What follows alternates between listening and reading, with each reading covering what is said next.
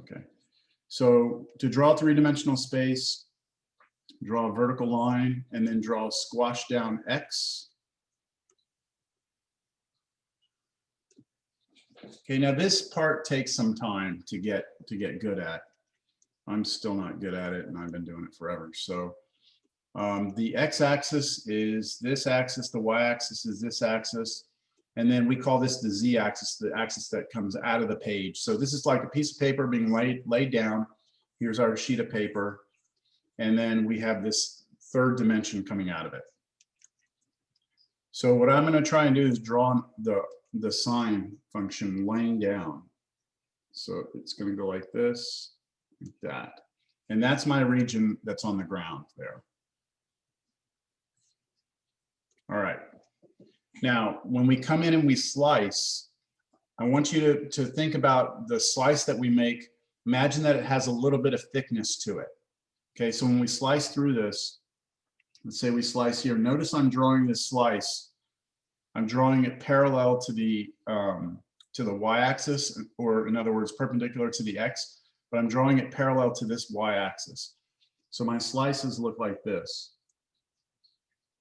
Okay, now they form equilateral triangles. So the equilateral triangle is going to depend on where we slice. So if I slice way over here at the edge, my equilateral triangle is going to be small.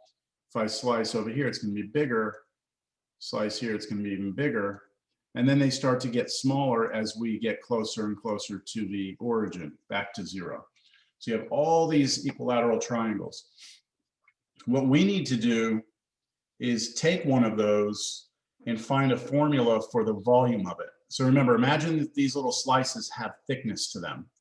So let's take this slice right here and let's take a look at it. We started setting this up last time, didn't we? If I'm not mistaken, we did. I just wanted to start from scratch. So we have this slice. It has a little bit of thickness to it. And there it is. And what we need to do is come up with the formula for the volume of that. If we can come up with the formula for the volume of that, then all we need to do is use the integral to add up all these little slices. Now, another way to kind of visualize this is that, you know how when we were finding the area, we were using rectangles underneath this curve? Each of these slices is kind of like a rectangle. It's just, that's the part that's on the ground here. If you can see that there, that's this piece on our slice. You know, it's the rectangle laying on the ground. So I guess what I'm trying to tell you is that we know how thick that slice is, right? The thickness of the slice is the same as what we've always called the thickness of the rectangle, which is always going to just be dx, right? So are there any questions on that? Why that's dx? Okay, so if there's no questions there, then all we really need to do is find the area of that face of that triangle. We just need that area, because the volume will be whatever that area is times the thickness of the slice, which is dx. So all we need is the area. So we have an equilateral triangle. Do we know the area of an equilateral triangle? So I don't remember if we talked about this last time. Let me see. No, we did not, right? Yeah, I did not give you this problem, so.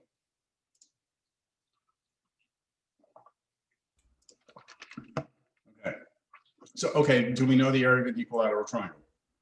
Is it base times height divided by 2? Okay, so that's the area of okay, so that's the formula you just gave me, is this formula right here. If somebody gives you a triangle, does not have to be a right triangle. Somebody gives you a triangle, and we call the distance from here to here, we call that height. And we also know the base, which would be this side here.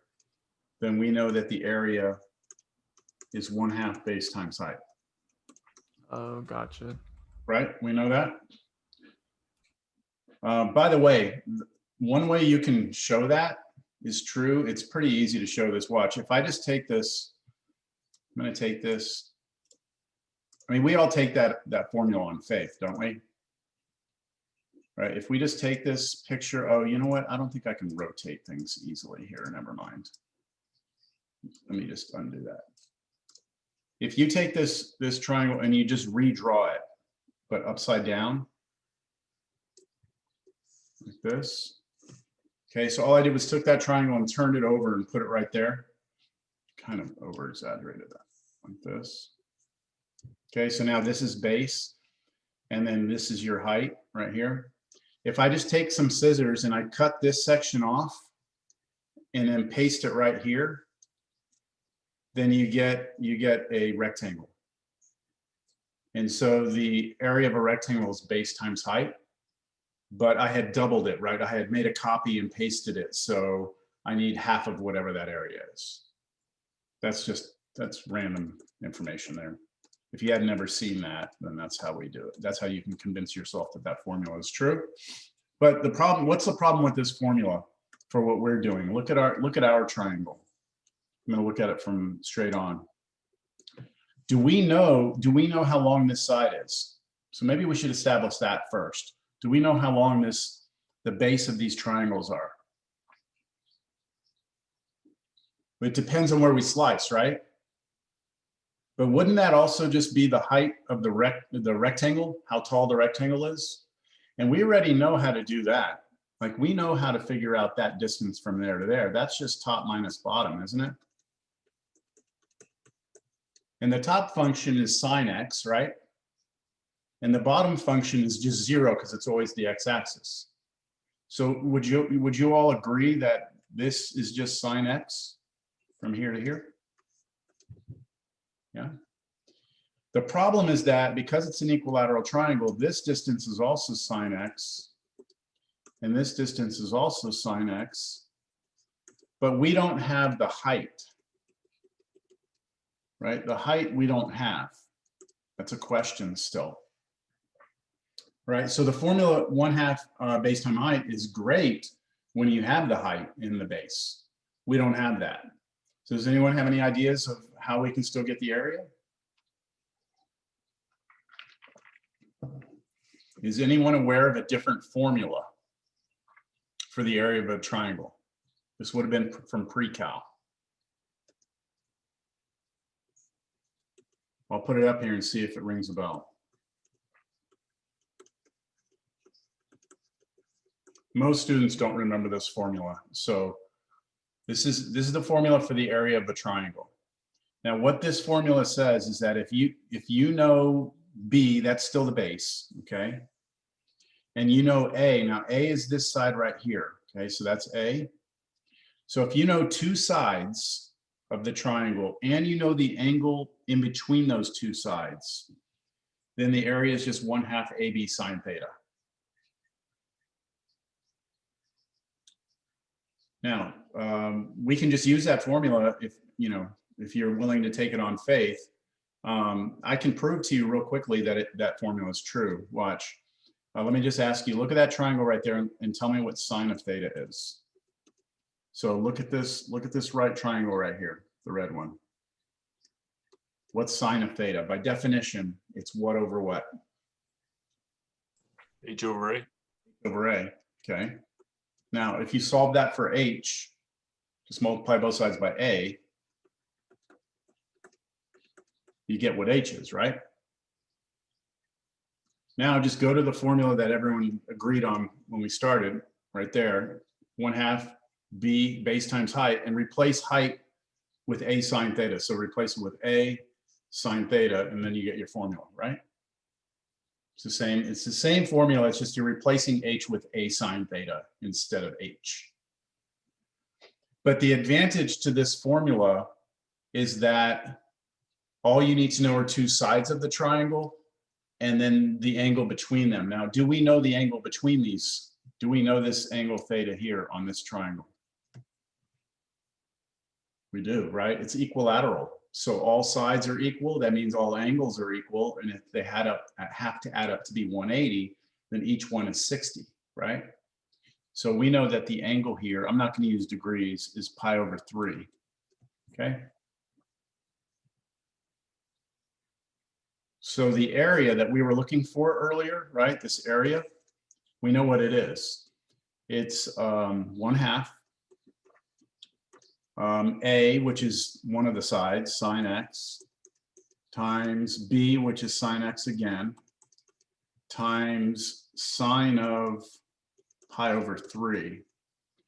Now, sine of pi over 3 is an actual value, right? That's the y coordinate on the unit circle. You go to the y coordinate at 60 degrees, and that is √3/2. So this is going to be 1/2 times √3/2. I'm going to move the √3/2 out front, sine squared x, because I have two sines being multiplied, right? And that's just going to be √3/4 sine squared x.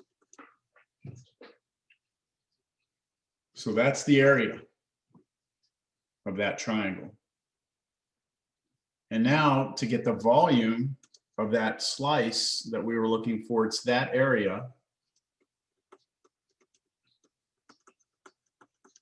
times the thickness dx. So this right here gives us the volume of one slice. Okay. And so if we want the volume of the whole object, then we need to use the integral, right? We need to use the integral. So the volume, the total volume of the whole thing should be the integral of this, or the antiderivative, however you want to say it, the definite integral. We need limits of integration. So our limits of integration should be where we want to start the rectangles and where we want to end them, right? And we wanted to only do the first arc of sine. So we wanted to start our rectangles here at 0, and we wanted to end at pi. That way we move through the entire region. So this integral right here represents the volume of a solid whose base is the sine, the first arc of sine in the first quadrant, where cross sections are equilateral triangles. Does that all make sense? Any questions on that?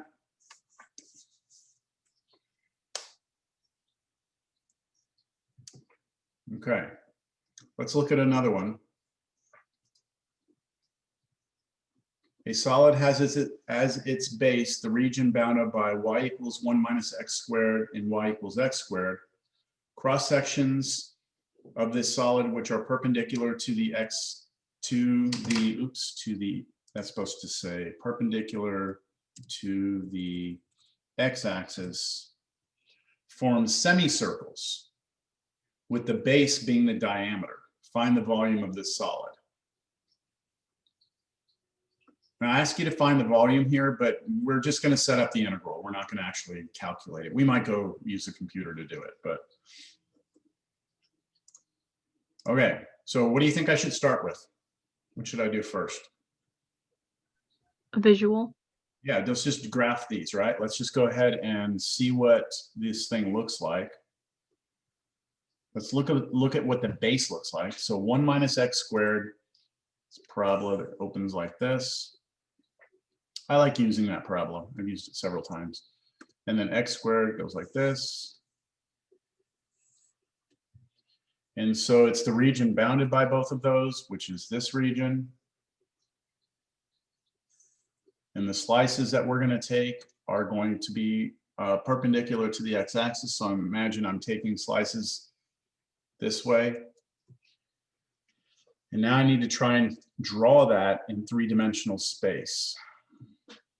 Oh, you know what? Let's go ahead and do this. If we look at this, remember this slice is going to form like a rectangle. It's going to be the thickness of our cut, right? Now that thickness we know is dx.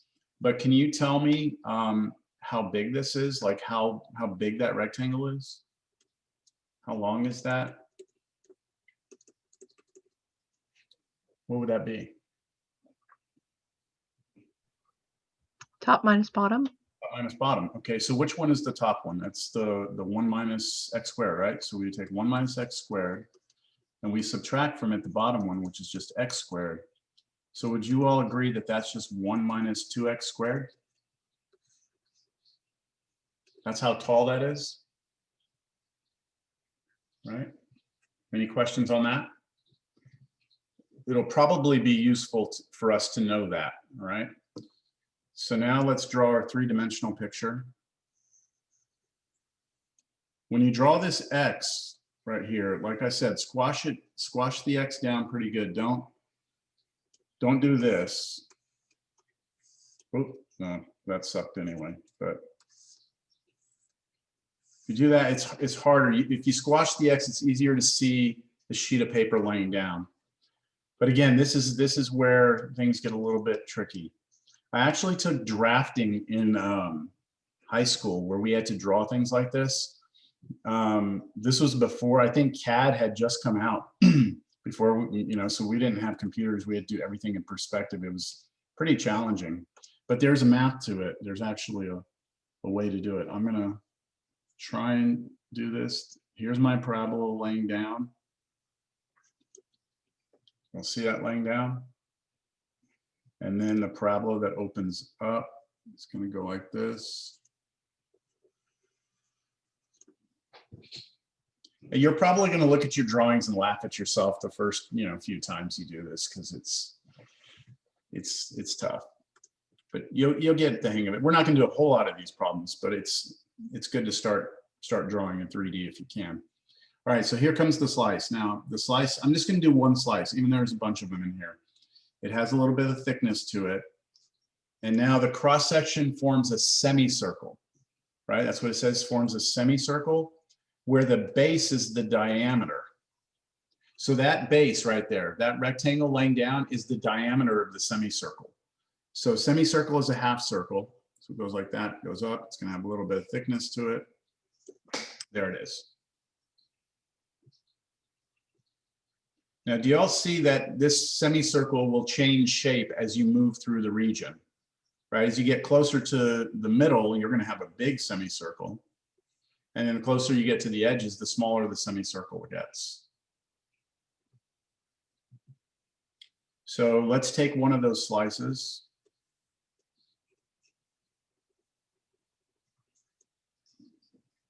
Good news is we know how thick it is. So again, all we need to do is figure out the area of the face. And the volume of this will just be that area times dx. So when I go to get the area, I'm just going to look at the semicircle straight on. And I know that the distance from here to here, I know that that's just, what was it, 1 minus 2x squared? Right? That's the diameter of it. I want the area of the semicircle. So we know that the area of a circle is pi r squared, right? But we're doing a semicircle, so it should be 1/2 of pi r squared. So the area of that, because it's half of a circle, it's 1/2 of the pi times the radius squared. Now for us, what's the radius? It's not 1 minus 2x squared. It's what? Be half of that. It would be half of that, right? So what I need to do is have my radius in here squared. It's going to be the 1 minus 2x squared, but half of it. Okay, is everyone clear that I have to take half of this 1 minus 2x squared because I need the radius, not the diameter? Bless you, Jane. See, I do pay attention to you all. All right, there it is. Now I'm going to clean this up a little bit. I'm going to go ahead and square the top and the bottom here. And when I do that, the bottom becomes a 4. And so I'm going to move that out here with the half. It's going to become 1/8 pi. And then I'll have 1 minus 2x squared. Now I still need to square that. So I'd have to FOIL that out. But that should be enough for me to get the volume formula here that I was looking for that slice. The volume should be that formula, 1/8 pi, and then 1 minus 2x squared, that quantity squared, dx. That's, oh shit, what the hell is that? Sorry about that. That's the volume of one slice. And now I need to add them all up. Right? I need to add them all up. So I know I'm going to need an integral. So the total volume of the whole thing should be the integral of this thing, right? 1/8 pi 1 minus 2x squared dx. I still need my limits of integration though. So where do I start my little slices and where do I end them? And what would I need to do in order to figure that out? Set the two functions equal to each other? Yeah, so I would need their intersections, right? That's going to give me my A, and that's going to give me my B. So I'd have to, now we've done that before, right? Set these equal, but I think you can just check just by looking. Oh, no, it's not. It's not as simple. It's not 1, is it? No, okay, so we have to set them equal to one another.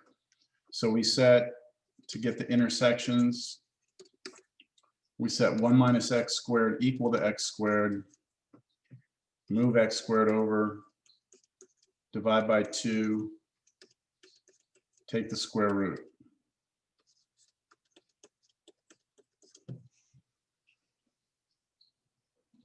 So plus or minus 1 over root 2.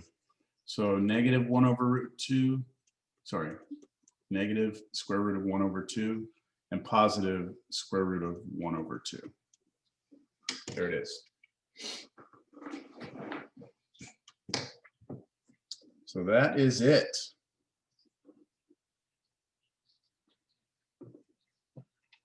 What do y'all think? As long as you can come up with a formula. Let me see if, I think that's this example. Let me show it to you. I think that's this example exactly. X squared minus 1. Oh, not exactly. Yeah, I'm not going to modify it. It's something similar to this. It would look something like this.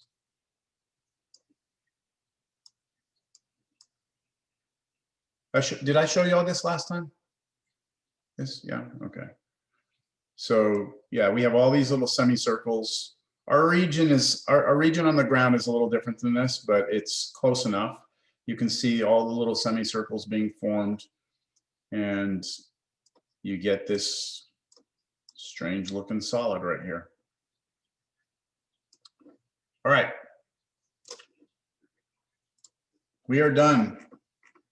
Chapter 7, we are done with 7.2. 7.3 was the method of shells, but I included that in 7.2. So we are now ready to move on to 7.4 and 7.5. We're going to knock those out today. All right.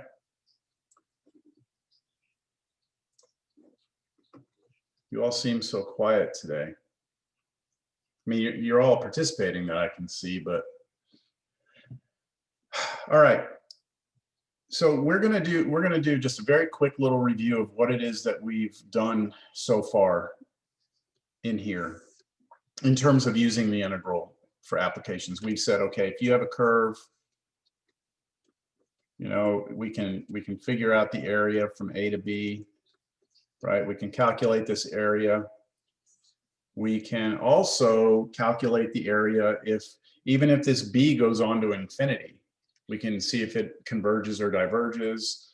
We can do this for functions that have discontinuities on the intervals. So maybe it, you know, has this vertical asymptote. We can calculate the areas. Then we started wrapping these things around axes and different lines. We can do that. But there's something. Oh, and then in Cal 1. You know, in Cal 1, what we do is we say, oh, go to some point, you know, right here, and then we can always find the slope of the tangent line by using the derivative. So if someone gives you a function, you can find the slope of the tangent lines. You can also find the area under it now. But one thing we have not done that seems like it might be a reasonable question to ask is, let's say we have a curve like this. What would happen if you were to be able to imagine that as being like a string, and you were to take it off the page and stretch it out and then measure how long it is? So that's called the arc length. Does that make sense? You just have just imagine it's like a wire. There it is. So you just have like a wire that's on your, on a sheet of paper. If you could lift that wire up, it's curved straighten it out and measure it. That would be like, you know, if you have a path, like let's say that this curve right here is the path of something and you want to know how far it traveled. You know, if you move from this point to this point, the distance is not a straight line between these, it's along this curve. So you'd want to know the length of that curve. And so that's what the title of this section is called, 7.4. It's called arc length.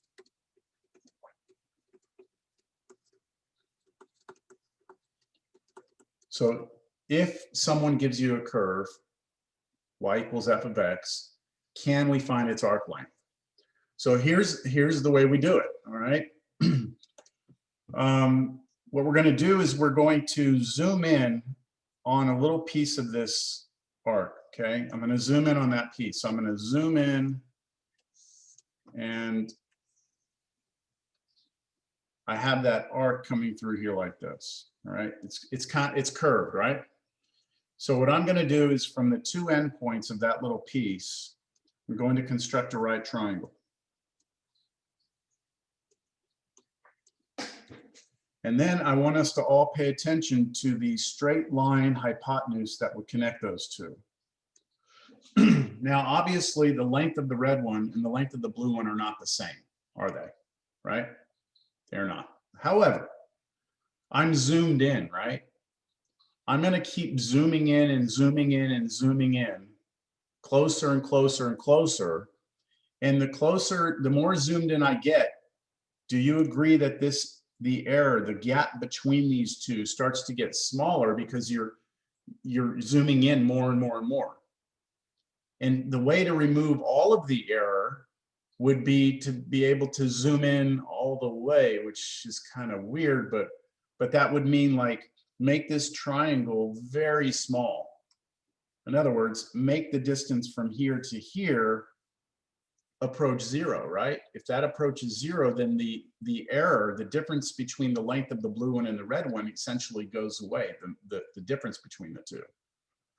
Well, I mean, that's what we've been doing, right? We've been doing rectangles and then we do an infinite number of them, right? When we were doing areas, but that meant that the width of the rectangles got smaller and smaller and smaller and smaller and smaller, approaching zero, but we still were able to compute an area. So we're going to do the exact same principle, except what we're calculating is going to be different. We're not looking for the area of a rectangle. We're looking for the length of this hypotenuse. So if we can find a formula for the length of this hypotenuse, then we can add them all up. We can add up all those I was talking to my class the other day about what is the plural for hypotenuse? I don't know. Is it hypoteni? Maybe? Hypotenuse. Hypotenuse? Yeah, I don't know.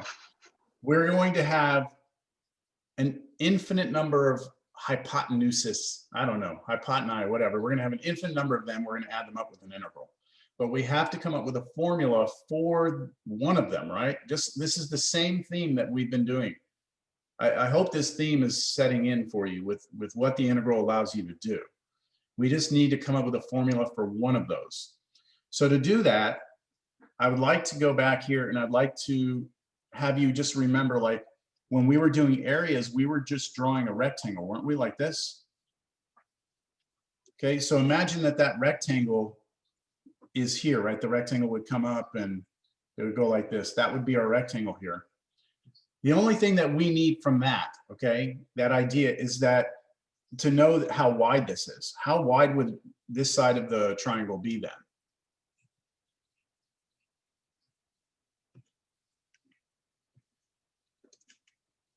I know you know, just no one wants to unmute themselves. Dx, right? Dx, because that would be the width of the rectangle, which is also going to be the width of that little triangle that we're drawing up here at the top. Are we good with that? Okay, if that's dx, then it'd be really, really nice if we knew what this was. Oop. Well, if dx represents the infinitesimal change in x, then this right here should be dy, the infinitesimal change in y. Just by the definition, if the left and right changes your dx, then the up and down changes your dy.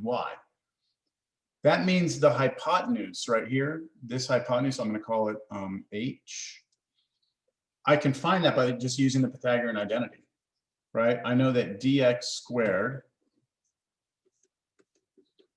plus dy squared must equal h squared, right?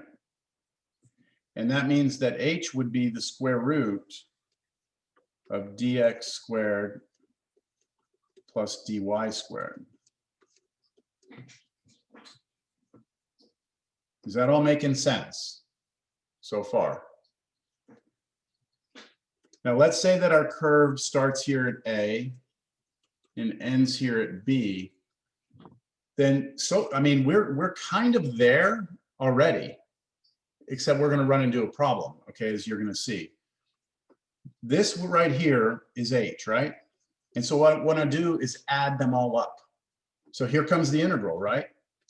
The integral is going to go from A to B, and it's going to be the square root of dx squared plus dy squared, and that's it, right? That's it. Here's what's wrong. When we look at that, we don't know how to handle this. And what I mean by that is, if you look back at every single integral we've done, when we were doing areas, between curves, when we were doing solids of revolution, even the problems with the cross sections, we look back at all of them had something always pop into the formula. Here, right, you see that dx? We always had that little dx on the outside. And go back and look at everything we did with volumes. We always had a dx. It just somehow miraculously appeared in every single problem we did. Dx was always there when we were trying to come up with the general formulas. Right here, well, this was dy, but we always had a d something on the outside, didn't we? Well, here with this, we don't have a dx or a dy on the outside of the integral. It's underneath the root. But we're going to save ourselves, okay? So go back up here. I want you to just think about this curve. I'm going to call this curve y equals f of x. Okay. Now, let's just differentiate this with respect to x. Just go back to Cal 1.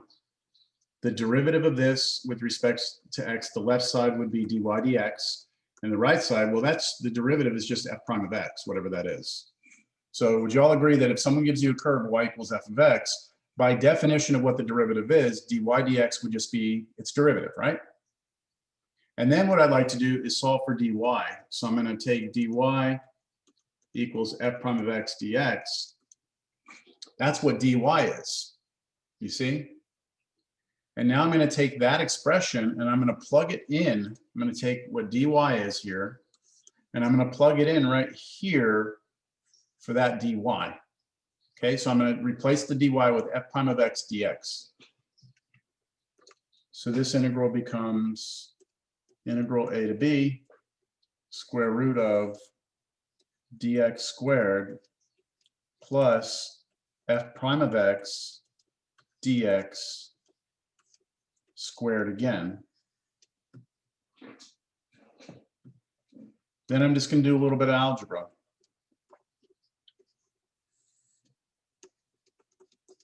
So the squared on the second term right here, this squared, means I can square both of them. I take the derivative, I can square that, times then I can take the dx and I can square that. Does anyone see where I'm headed? 2dx squared. Yeah, I have 2 dx squareds in there, don't I? So can't I factor it? I can factor dx squared out. So I have a dx squared that I can pull out of both of those. It'll leave me with a 1 plus the derivative of f squared. And then what can I do?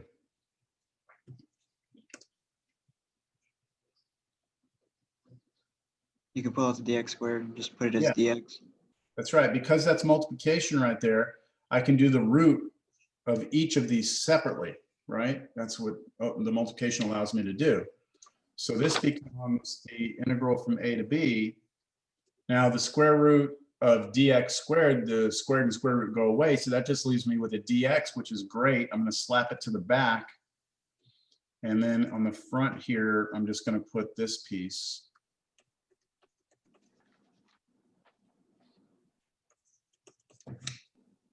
And that is it. This will be equal to the length of y equals f of x on some interval a, b. So if you want to know how long a curve is, some curve, okay, some function of x, if you want to know how long it is between 2 points, a and b, then this is the integral you're going to have to be able to do. Now, as you might expect, this can be somewhat messy because you have to take the derivative of the function, then square it, then add 1, then take the square root and hope you can integrate that. So it turns out that if you just pick like a random arbitrary function, just give me an arbitrary function to try, there's a very, very high probability I won't be able to do it. So the problems in the book have to be very, very carefully made so that they work. All right. So let's do an example. All right. But that's the formula right there. That's how you find the length of any function if you can do the integral. So would y'all like to see one that works first, or do you just want to try one, just like an arbitrary one? Do you care? Let's just try it. Just try one? I was gonna say one that works, but whatever. Okay, well, do you have one you want me to try? Is there something you've always wanted to know how long that curve was? I'm sure you lose sleep at night wondering how long certain curves are, right? How about the sine function? Right? Like we can find the area underneath that. If you go back and you look, I think in our class, we actually did find the area under there. I think it turned out to be 1 and we were like, what? That's weird. That it's 1, but it was. But how long is that? How long is 1 period of pi, of sine? Well, let's do this. Let's just try it. Let's just go from 0 to pi. Let's find that. If we can find that, then the whole thing would be just double this, right? Because of the symmetry. All right, so let's take y equals sine x, and let's see if we can't find the length of the curve on 0 to pi. So there's a few things that we're going to need, right? We need the formula. Did you all write that down? I hope you did. I'll bring it anyway. We're going to need this. If you look at that formula, we need the derivative of the function, right? And we need to square it. So let's just do this as scratch work on the side. I need the derivative of the function, which in this case, derivative of sine is just cosine. Okay, I need to take that, I need to square it, which would be cosine squared x. All right, there we go. Let's plug it in. We should be ready for this. Integral, we're only going to go from 0 to pi. And we're going to do square root of 1 plus cosine squared x dx. There it is. And now the question is, can we integrate that? If it was 1 minus cosine squared x, we would be in business. Because then we could change 1 minus cosine squared x would become sine squared x, and then the square root of sine squared would be sine, and then we'd just be integrating the sine function. But it's plus. Because it's plus, we don't have the Pythagorean identity. So let me go to Wolfram. Actually, yeah, let's go to Wolfram Alpha. Let's ask Wolfram Alpha to do it. Just want to see if we even have any hope of this. So let's integrate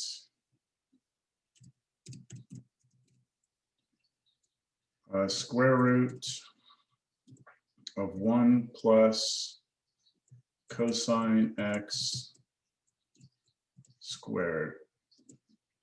I'm not even going to put limits of integration on. I'm just going to do the yeah, no way. We can't do it.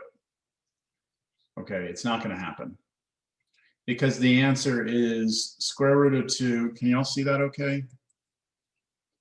The answer is the square root of 2 and then e of x 1/2 plus, what is ex? What is this? Exm is the elliptical integral of the second kind with a parameter m equals k squared. What the hell is that? Right? I mean, so that's like, basically what this is saying is that there's what we call an error function. There's a way we can get it within a certain degree of certainty, but it's not something that we know how to do like by hand. It's not one of our techniques of integration. They aren't going to work. All right. Now, what's cool though is if we do from 0 to pi, watch this. 3.802. 3.8202. Boom, it spits the answer out like nobody cares, right? So what happened?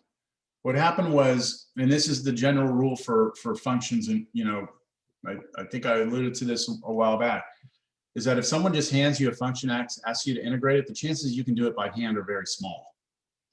But we're most interested in definite integrals, things in the real world where we have numerical answers. And when it comes to numerical answers, we know that when it comes to answers in general, we don't have to be perfect.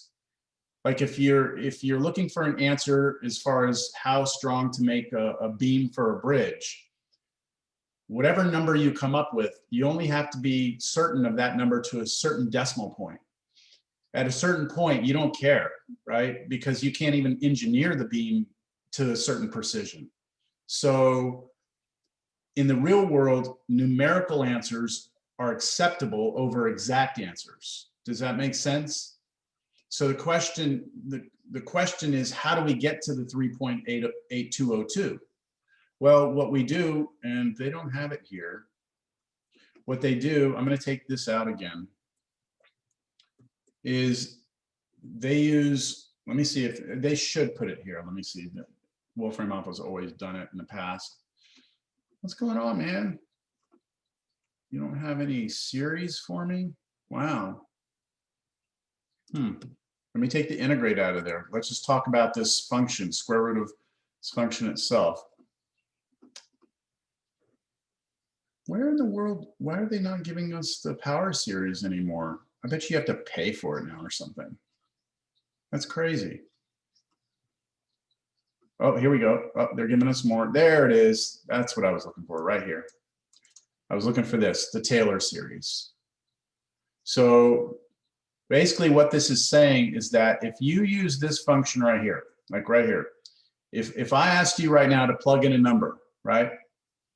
Like, how about pi over 2? We plug pi over 2 in here. Cosine of pi over 2 is 0. So you should just get 1. Do y'all agree? If I plug pi over 2 into this, I should get 1. We'll go down here to this right here. This right here, if you plug pi over 2 into this, if you plug pi over 2 into this, you will get 1. You have to plug it in. That's a little hard to see. How about if we plug in 0? What happens if we plug in 0? What do we get here? What's cosine of 0? 1. 1 squared is 1. 1 plus 1 is square root of 2. So if you plug 0 into this, it'll zero this out, it'll zero this out, and this actually continues forever, all right?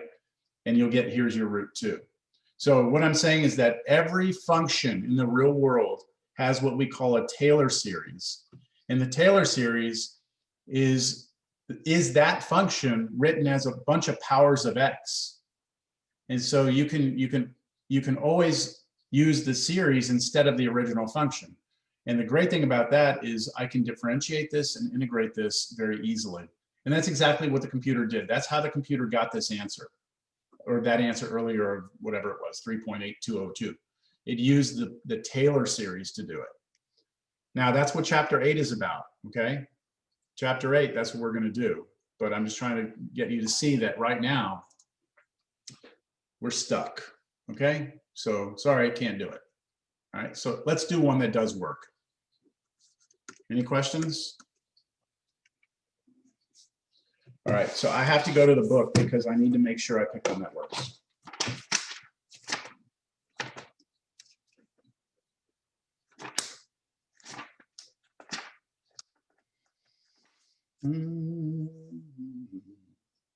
I suggest that you watch the homework lectures on this, okay? The videos, sorry, the homework videos on this, because you need to see me do a couple of examples.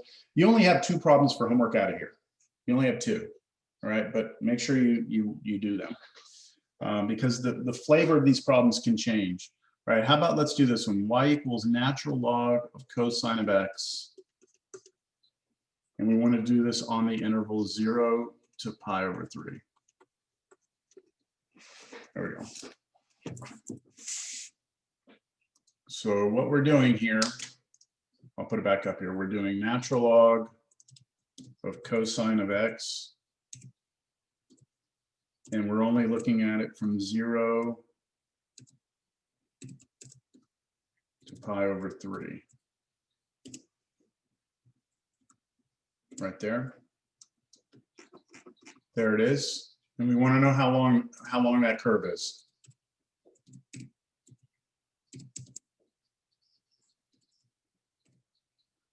Okay, there's the whole thing, okay? There's the whole curve.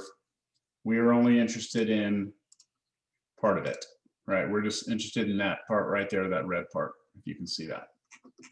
Okay? All right, so we need the derivative. What's derivative? I'm gonna put y prime instead of f prime. Y prime would be derivative of natural log of something is 1 over it times derivative of what was inside, which is negative sine. So we get negative sine x over cosine x. And then we need the derivative, but we need to square it, don't we, for the formula? And we square that, we get, let's see, sine squared over cosine squared. Isn't that just tan squared? Square top and bottom. All right, so we set up the integral, we go from 0 to pi over 3. And we do the square root of 1 plus that derivative squared, which was tangent squared x, dx. But now this one we can do because 1 plus tangent squared x is secant squared x. And so we're taking the square root of secant squared, which should just give us secant x. Any questions? Plus tangent squared is secant squared, square root of secant squared is secant. And then that we actually have a formula for, right? It was natural log, absolute value, secant x plus tangent x. We did that in class. It was that weird one that we were like, whoa, would have never come up with that on our own. And then we plug in. Okay, I'm going to leave this to you to plug in. All right.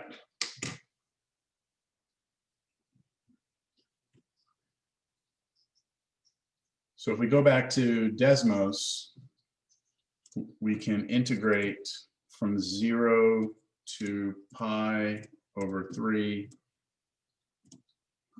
log of cosine x dx.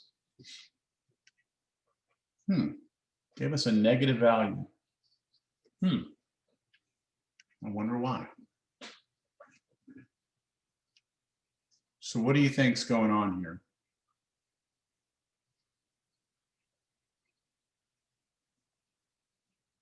What do you think that that's the length? This is similar to, remember when we had the rectangles, when we were talking about the area under curve, if it was under the x-axis, right, it was counted as like a negative area. Similar thing happening here. Similar thing. And what we can take from this is that this is the length, but we're going to just measure everything as positive, right? So we just need to take like an absolute value of this.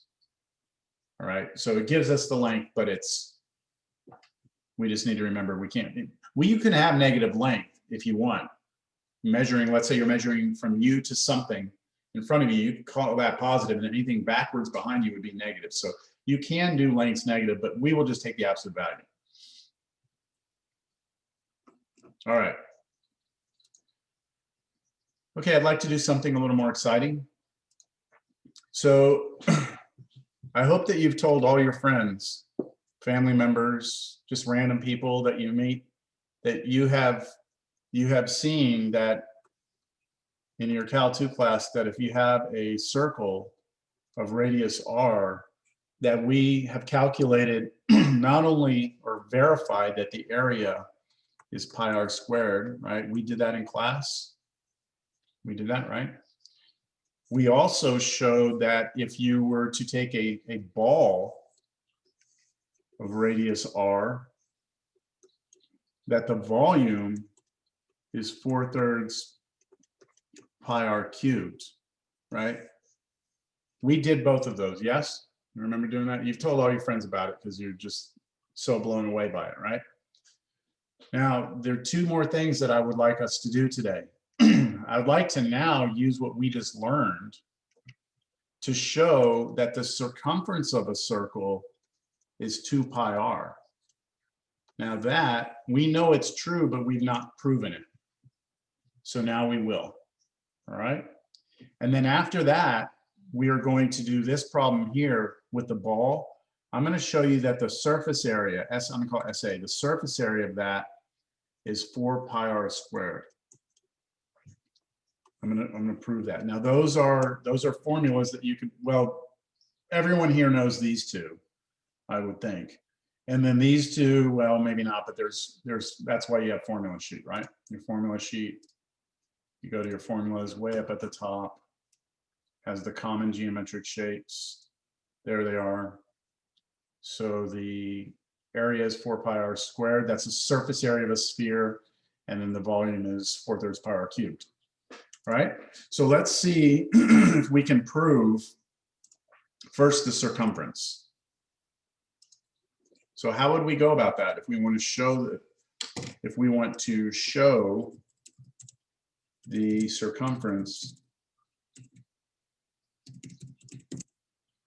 of a circle of radius r is c equals 2 pi r. That looks ridiculous. Any ideas on how we could show that using what we just learned?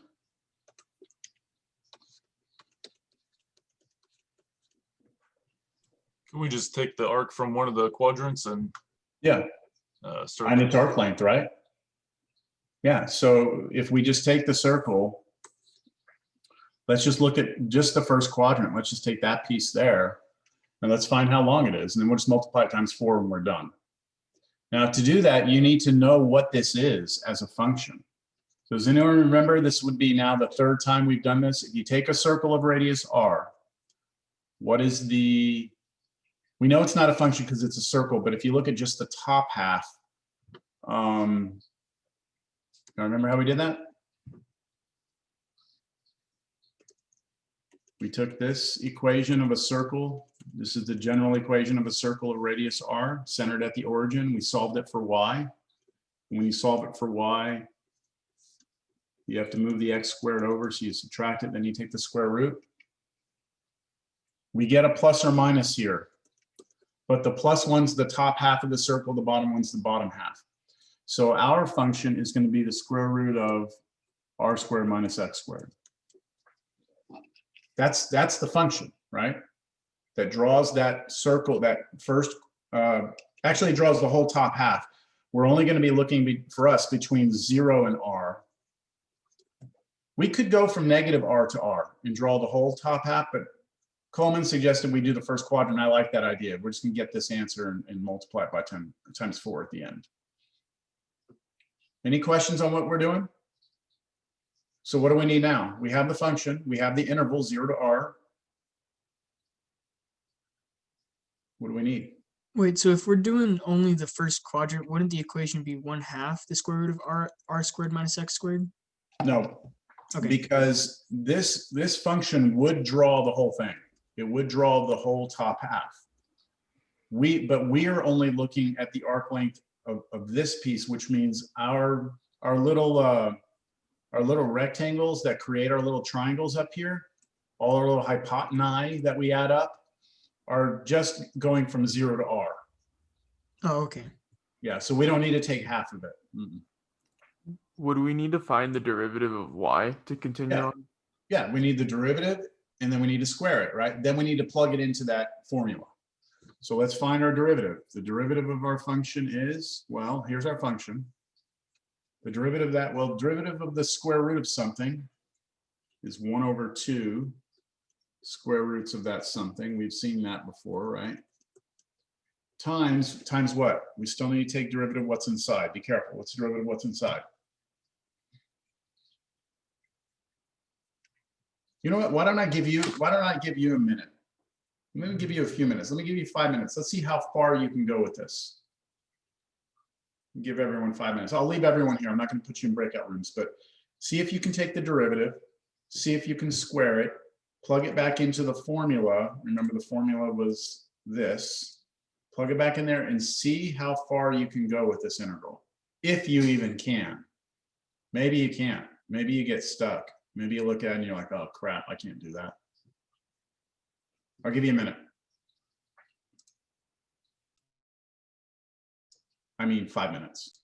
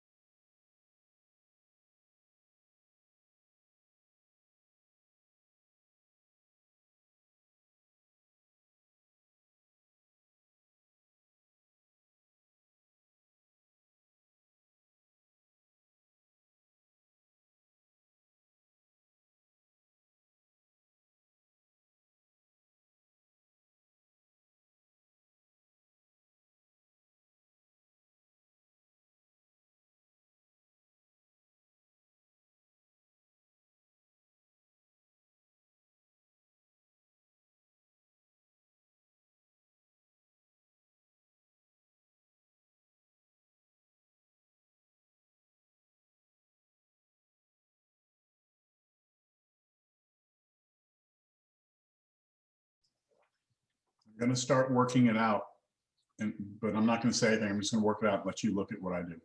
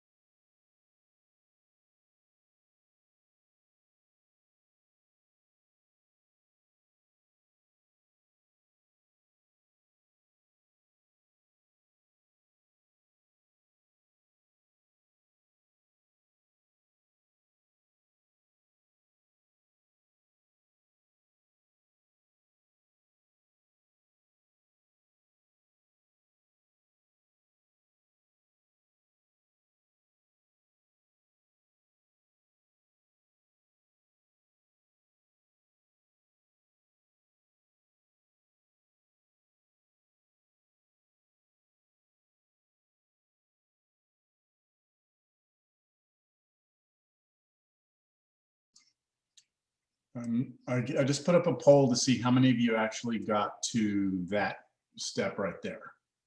So yes, you got there, or no.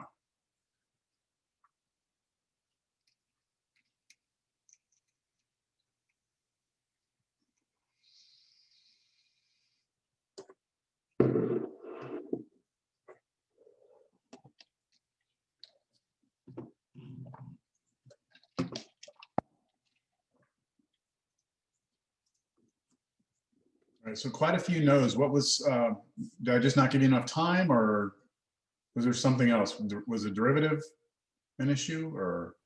For me personally, I forgot R was a constant. Ah, that's right. Yeah, So that when was you my take, thing too, but my Ditto. first class kind of fried my brain, so I'm just yeah. So when you take the derivative of the inside of this thing, derivative of r squared is 0 because r is a constant. So you just have to look at the derivative of negative x squared, which gave you negative 2x. And then from there, the 2's cancel, and then you square everything, and that's nice. You get to this point here. Are we all good up to that point now, though? Understand? Okay, now at this point, it looks like that's an integral that you would not want to do. It looks nasty. But anytime you do these arc length problems and you get something like this where you have a fraction in there, the suggestion is to try and put these together into one fraction. In other words, combine these. Look at this as a 1/1, get a common denominator and put them together. So I'm going to do that right now. And this doesn't always work, but it's kind of gives you at least a road to head down. So I can rewrite that 1 as an r squared minus x squared over r squared minus x squared. That's common denominator, plus x squared over r squared minus x squared dx. And now things get pretty nice, because when we put the numerator together, we subtract the x squared and we add the x squared, it just goes away. So we just have r squared on top. And on the bottom, we have r squared minus x squared dx. And then we could do the root of the top and bottom separately. So I can do the root of r squared on top and then the root on the bottom. When I do the root of r squared on top, I just get r. And then I can, on the bottom, have square root of r squared minus x squared. Those I can't do. They're separated by subtractions. I can't do them individually. But that r is a constant, so I can pull it out of the integral. And then I have this. And how would you do that? Does that look familiar?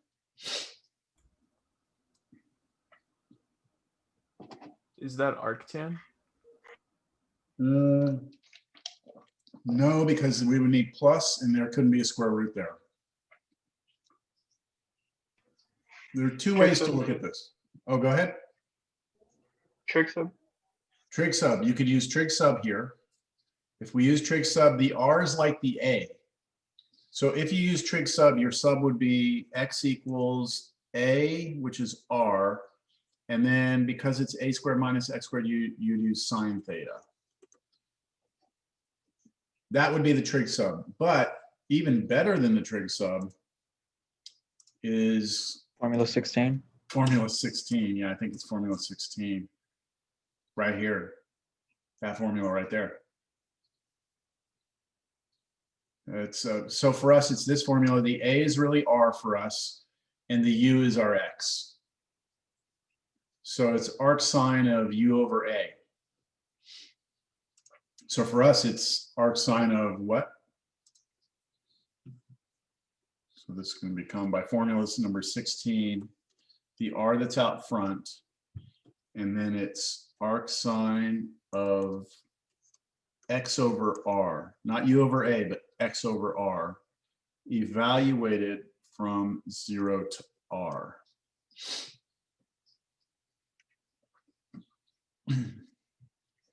And now we're going to plug two things in. We're going to subtract after we do that. So first we plug r in for x.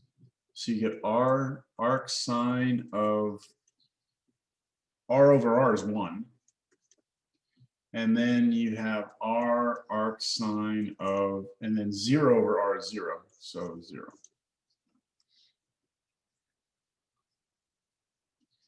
And now you need to know a little bit about the inverse trig stuff. Arc sine of 1 is saying at what angle is your y coordinate 1 on the unit circle? That happens at pi over 2. And then minus, and then this one's saying at what angle is your y coordinate 0? And that is at 0. So this just goes away. So your answer is just 1/2 pi r. right? That's your answer. Any questions there?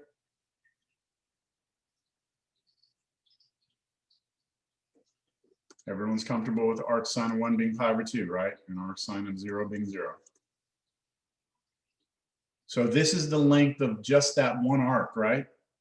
But because of the symmetry, that was just the first quadrant. So we multiply this times 4. So 4 times that. And that's where you get your 2 pi r from. There you go. All right. So we have now shown this is true also.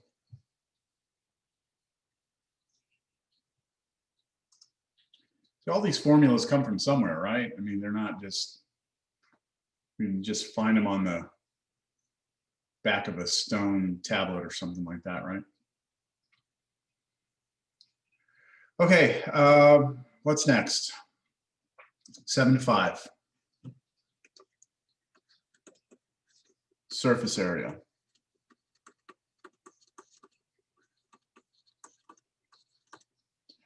Okay, so we've done this so far.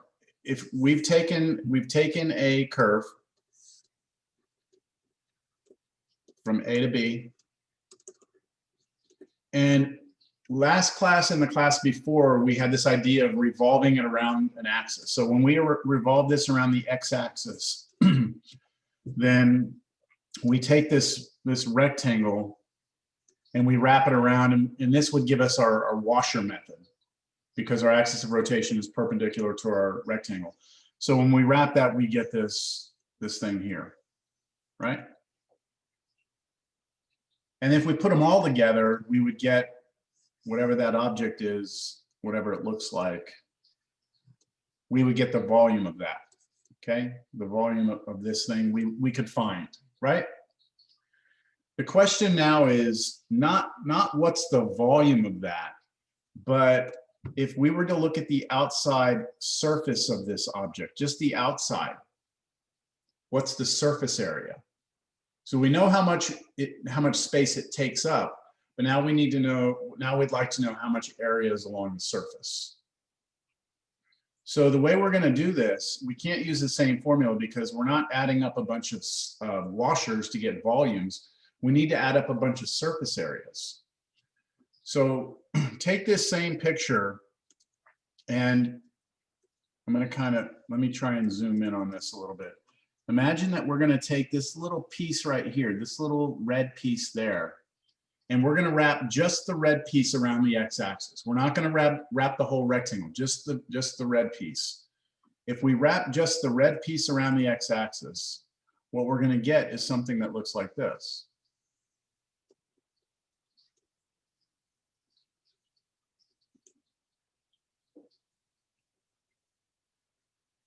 But it's going to be more like a rubber band than it is a washer, right? It doesn't have an inside to it, it just has an outside. Does everyone see that? It's more like a rubber band. And so what we'd like to know is what's the area of that outside of that rubber band. So what we could do is we could cut it, right? Just get your little scissors out. Here are my scissors. Pretty good little scissors there. I'm just going to cut it. And I'm going to lay the rubber band out flat, and I'll just lay it lengthwise. So here's the rubber band laid out flat.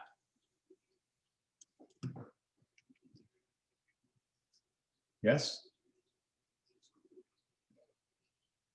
Now we're going to start with what might seem to be the harder thing, but it's actually not. It's how long is the rubber band? Well, isn't that the circumference of the rubber band, the circumference? And the circumference is always going to be 2 pi r. We just actually proved that formula. Do we know the radius of this rubber band? Well, shouldn't that be the distance from here to the edge? And isn't that just this distance here?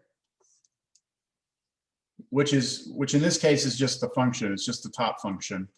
But that's because the x-axis is our axis of rotation. But that's all it is, right? It's just the function itself, isn't it? Whatever that function is. So that's just whatever the function is. You could call it y if you want. I'm going to call it f of x. So our circumference is not 2 pi r, it's 2 pi times f of x. So that's how long this rubber band is. Now, how wide is it? This is the part that's trickier.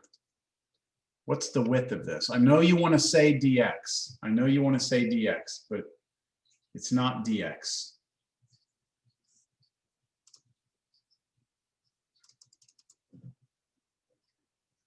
What is that? What is this right here? Is that the width of the rectangle, or is it the length of that little piece of curve? See, this right here is the length of the curve. It's how long that little curve is, that little red piece. Do we know how to find the length of curves? Yes, we do. What's the formula to find the length of a curve? Square root of 1 plus the derivative of that. See, it's the hypotenuse of the triangle. That's all that is. That's the formula for the hypotenuse of that triangle. Oh, I forgot the dx.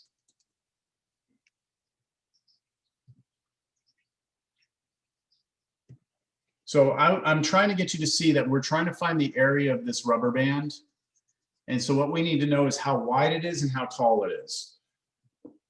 Its height is the circumference of the rubber band. And then the width of it is the hypotenuse of the little triangle that we would draw at the top, which is this formula that we did last time. And so all we need to do now is add those up, right? It's just this times this in an integral. So here it comes.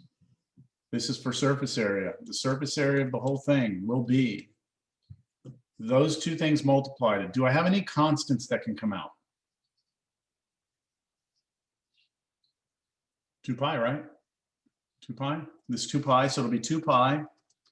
Integral will still go from a to b. Okay, that's from the beginning to the end. And now the only difference between, do y'all see that there's just a slight difference? We have an f of x times the square root of 1 plus the derivative of the function that squared dx. This is the formula for surface area. If you revolve the function f of x around the x-axis, that is going to give you the surface area of the object that you make. Please note, the only difference between this formula and the arc length formula are those two things in yellow. If you take these two things in yellow out, you're back at the arc length, right? Okay. So let's do this. I would like to know what the surface area of a sphere is. The surface area of a sphere of radius r. How would you do that? So find surface area of sphere of radius r. Any ideas? We start off the same as the last problem. Same last problem. Let's just take that first little piece of the semicircle. I mean, yeah, that right side of the semicircle. We know that that's y equals the square root of r squared minus x squared. Now, the only difference is, we're still going from 0 to r. The only difference is the formula we're using, right? The formula we're going to use now is going to be 2 pi integral from 0 to r. Here's the big difference. The 2 pi, of course, is different, but now I need to put the function here, right? Just the function, that's f of x, times now the square root of 1 plus the derivative squared, which we did before, didn't we? I don't want to go through this work again. The part in yellow, we figured out last problem, didn't we? And you remember that we even went further, we got the same denominator and put those together? So what did all of this turn out to be in the previous problem? What did all of that in blue turn out to be?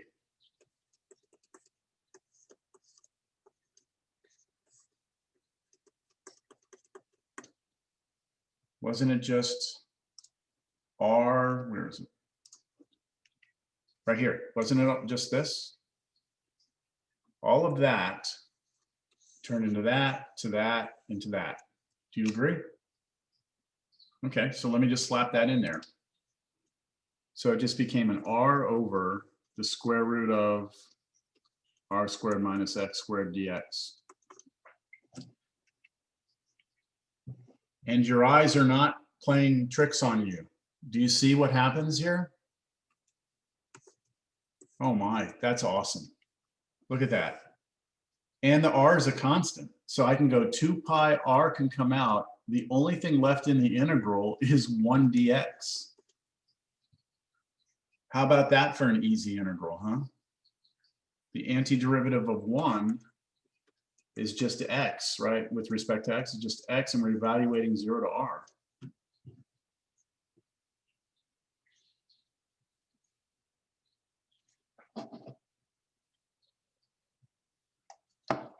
So now we plug in r, and we plug in 0. So we plug in r, we get 2 pi, r times r is r squared. We plug in 0, we get 0. So all we get is 2 pi r squared.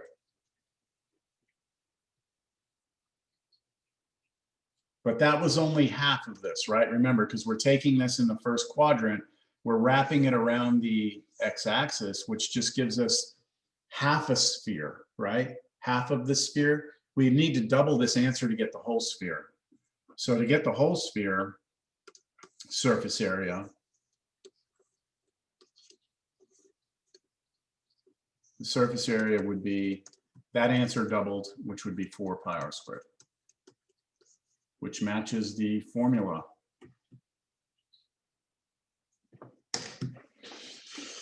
All right. So that's it. We've shown all the different things about circles and spheres that our formula sheets contain, at least. Where was that page that I had here? Yep, we got them all. See? It's pretty cool, huh? Isn't it kind of weird that showing the circumference as 2 pi r is a more difficult integral than the surface area?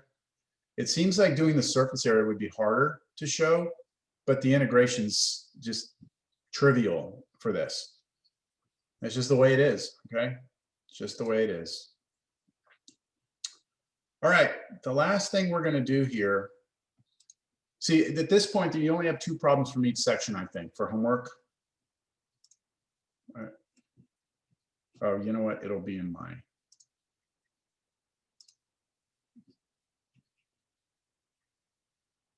Where is it? Okay, yeah. So you have 2 problems from 7.4 and you have 1 problem from 7.5. So I'm not asking you to do a lot of homework on this, but I'm sure you will see a problem on your test. There will be a problem. All right. The reason why there's not like 30 problems for homework is because, again, there's not a whole lot of, you have to make these problems very carefully or else they won't work. Okay, last thing for today, we're still in this section, and then you know what, we're gonna be done with chapter 7. And then we can actually start chapter 8 this week, which is gonna be, it's gonna be great. All right, so the last thing here, I'm not even gonna tell you what this is called. This has a famous name, but I'll get to the name of it at the end. So I want you to consider this. I want you to look at this function, y equals, let's do 1 over x on the interval 1 to infinity. All right, so let's take a look at what this graph looks like. We've seen it before.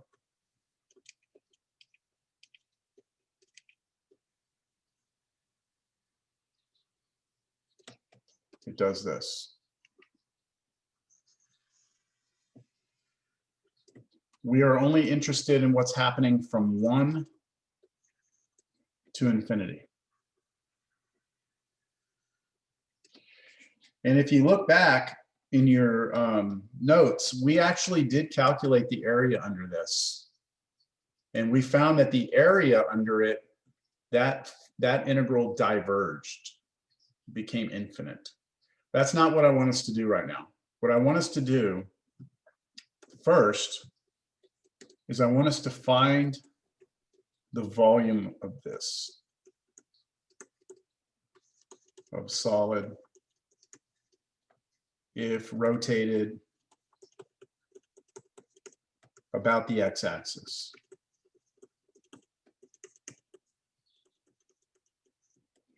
So imagine that you could rotate this thing around the x-axis. It would look like this.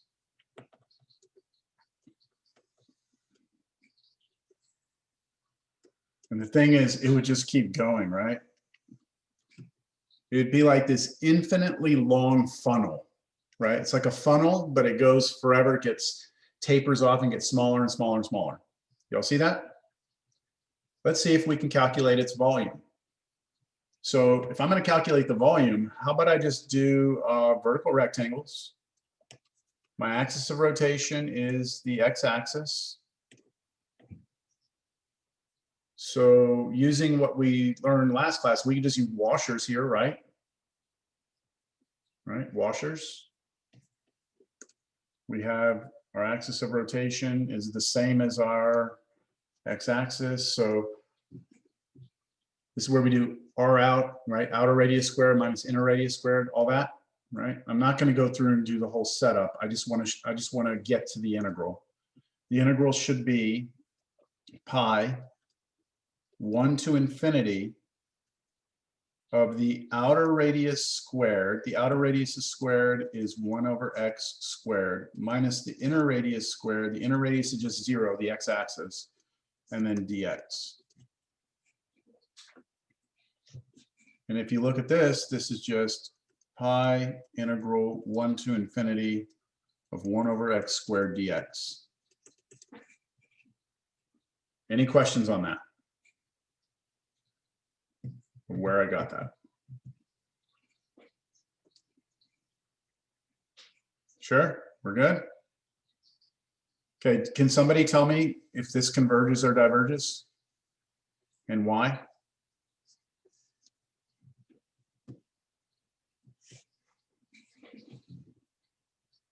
Let me see, somewhere in our notes, somewhere, look at that. I just picked the right day. That was just completely random. Look at that. Integral 1 to infinity and 1 over x to the p. We've done this. It all depends on the power, right? If the power is greater than 1, it's going to converge. If it's less than or equal to 1, it's going to diverge. So this converges, doesn't it? This converges. So what I can say right now is that this converges, which means that we have a finite volume. That container, that volume right there, right? That infinite funnel that we just made, it has a finite volume to it. Okay? So we just determined. Any questions? Now, the second thing I want us to do is to find the surface area. You know, if we rotate it about the x-axis. Now, if we're going to do surface area, that's the formula we just developed, right? We just got finished with that one. So the surface area, to do this, we're going to need the integral, let's see, we're going to need 2 pi integral a to b of the function times the square root of 1 plus the derivative of the function, whatever that is, squared dx. Right, that's what we're going to use. So I'm going to need to take the derivative of the function and square it and plug it in. And okay, so let's do that. The function itself is 1 over x, which is the same as x to the negative 1. The derivative of that is negative x to the negative 2, or if you'd like, that's negative 1 over x squared. And so we take the derivative and we square it, and we get 1 over x to the 4th.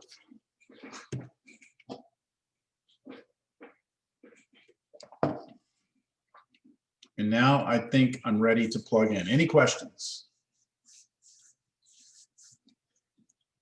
All right, we have 2 pi integral 1 to infinity, the original function 1 over x times the square root of 1 plus the derivative squared, which we just found was 1 over x to the 4th dx.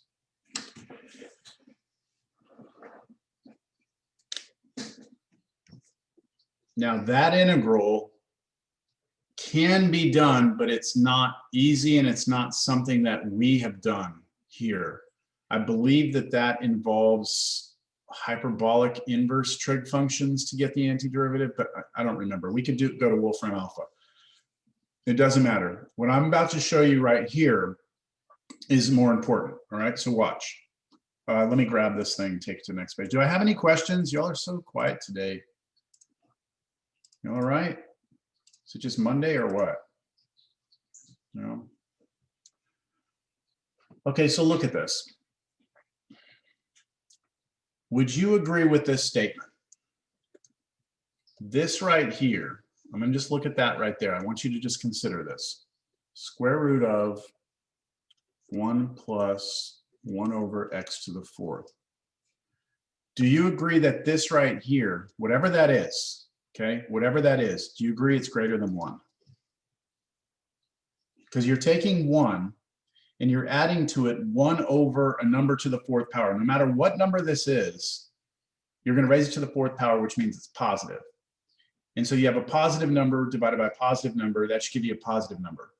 So 1 plus a positive number has to be bigger than 1, right? So that expression is bigger than 1, right? Because the square root of that should be, well, I could say this. So that's greater than square root of 1, which is definitely greater than 1. Yes? Sorry, greater than or equal to. Yes? Y'all agree with that? So if this piece right here that I just boxed in orange, if that is bigger than 1, then wouldn't you agree that this whole integral should be bigger than the integral that would be identical to this, but we replace the square root with 1? So it's kind of like you're adding, remember the integral adds up a bunch of things, right? So here you're adding 1 over x times a number. This number we know is bigger than 1. So when you start adding all these up, add, that should be bigger than taking 1 over x and then just multiplying it times 1. Because this quantity is smaller than this quantity. So adding them up means that this quantity should be bigger than that quantity, yes? However, what does this integral do?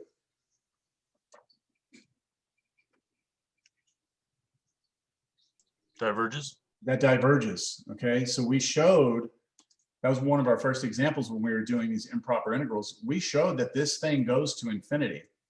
It becomes unbounded. And what that means for us here is that this integral has to be bigger than infinity, which means it itself must be infinite. The only way to be bigger than infinity is if you're infinity also. Understand?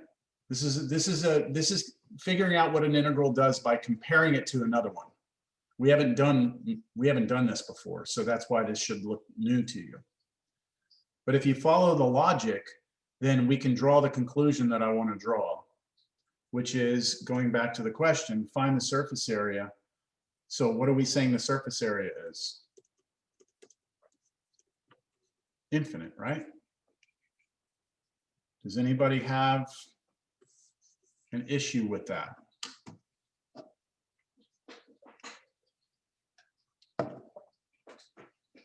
What this is saying is that thing that we created, you can fill it with paint, and it won't go past a certain point. In fact, if you do this, if you actually do this, I believe this comes out to be, I could be wrong here. I think it comes out to be pi. That's exactly what the volume of that thing is. So the volume of this thing is pi. So you can pour into it pi and fill it, but you can't paint the surface. You'll run out of paint. And that should be a little weird when you think about it. It's like you can fill it, but you can't paint it. So this is known as Gabriel's horn, or the paradox of Gabriel's horn.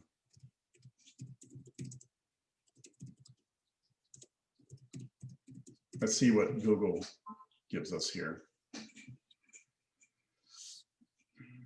I don't like Wikipedia, but we'll go there anyway. Gabriel's horn, also called Torricelli's trumpet, is a particular geometric figure that has an infinite surface area but a finite volume. The name refers to the Christian tradition that identifies Archangel Gabriel. So Gabriel's horn, you know, Gabriel was an archangel. He had his little horn. So this is this infinite horn, right? Gabriel would be way at the end of that, which is way at infinity. So yeah, here's them pretty much going through this and showing like, look, the volume, we get something, and then the area becomes infinite. So this is an apparent paradox. And they talk about the painter's paradox. It's a horn has a finite volume but infinite surface area. How is that possible? So what do y'all think? Do y'all have any opinion on this, or?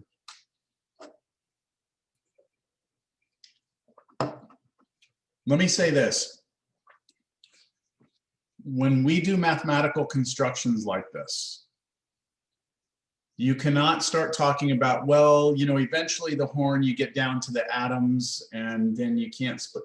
So that is not part of the discussion, because pure mathematics does not take into account that there is a smallest of anything. Pure mathematics, you can always take any length you want and make it smaller by dividing it by 2. Then take that and make it smaller, make it smaller, make it smaller. We know in the real world, physically, you get to a point where you can't split things up anymore. We know that, right? We know that. We have limitations of what we can do physically. So this is a purely theoretical argument. And I think the reason why it's a paradox is because when we think of paint, we think of surface area, right? So if you have a wall, you measure your wall, maybe your wall is, maybe the wall that you're gonna paint is, I don't know, 10 foot by 8 foot. So we say that the surface area, right, is 80 square feet. So 8 feet, 10 feet, right? So we say 80 square feet. And then you go to the store and you buy your paint, right? And on the gallon of paint, it says on the side here that this gallon will cover anywhere from 200 to 300 square feet. So when you think of area, you're always thinking two-dimensionally, but it's not. Paint is three-dimensional. It's a volume. When you put that paint on the wall, it has thickness to it, right? There's a thickness to that paint. And so you're actually putting a volume of paint on the wall, not a flat surface. So it's similar to the idea that if you have a number, like if you just have a line, how thick is a line? It has 0 thickness. A line has no thickness, all right? And just like a point has no width or anything to it. A point is just, it's really weird. There's no way to measure how wide it is or tall. It's just a point, theoretically.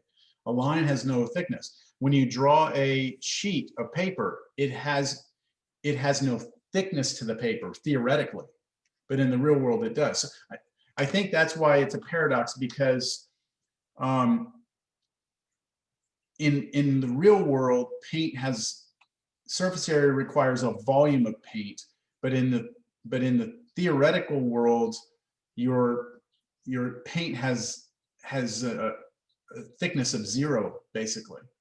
So it's going to require an infinite amount of it to cover the surface because it has 0 thickness. You can't connect surface area and volume together the way we want to. You can't do it. They're two different quantities. All right, I hope that that makes sense. We're out of time. That's perfect. All right, so we're going to start chapter 8 on Wednesday. Make sure you've got all this. Let's get it behind us. Chapter 8 is going to be fun. The first few sections are usually really fun because we start to talk about things you're like, well, I never thought about that. And let me just say that the first few sections, the first section, 8.1, is one of those sections where I'm going to need a lot of feedback from you during class. I'm going to be calling on people, and we're going to see that people are just going, I'm going to be asking questions and people are just going to be like getting it. And then there are people who won't be getting it. It's a very difficult sort of topic to teach because it is really one of those things where it's like you see it or you don't see it. You see it or you don't see it. And until you see it, it's a struggle, but you got to keep on trying.